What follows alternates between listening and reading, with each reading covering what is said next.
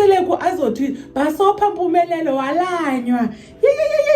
Khani ndibizeleni utata uMusa Mseleko from umnakwethu azokuthi Basopha Mpumelelo in fact welanyiwe. Yena akazukwelanya selanyiwe. Nizawunceda ngoba nisondele.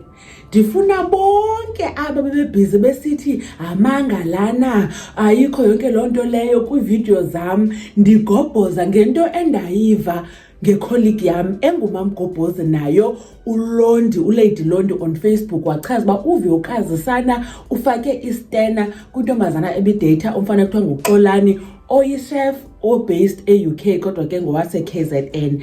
Hayi ke ndafaka yonke into ne-screenshots zalentombazana ndabalisa lonke ibali nami endilivileyo. Hayi bangena abantu ngamanga la uLondi unamanga. Hayi thavala umlomo. uVyokazi wakhupha istatement.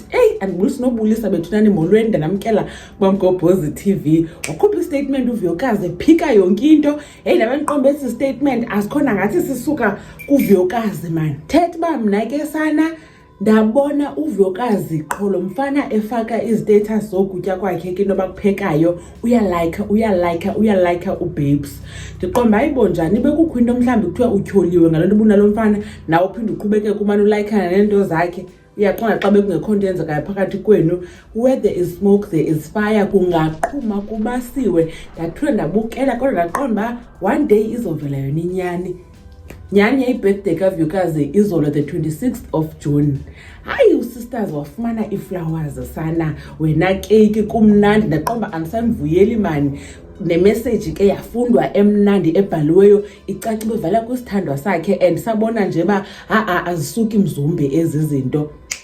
Sana waposta uXolani ku-Instagram wakhe esithi happy birthday kwisithandwa sakhe uVyokazi and uthe ewe wafaka iballoon ebhalwe Will you marry me? Wachaza kuVyokazi ba uvumile ukumtshata.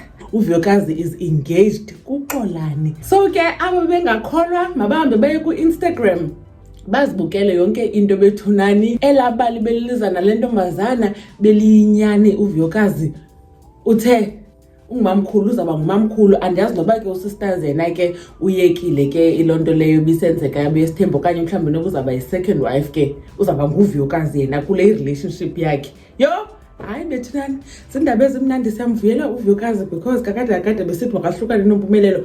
Umpumelelo bengathethi kamnandi ngaye nawo besibukele kuthando nesithembu sibukele nakwizingane zesithembu.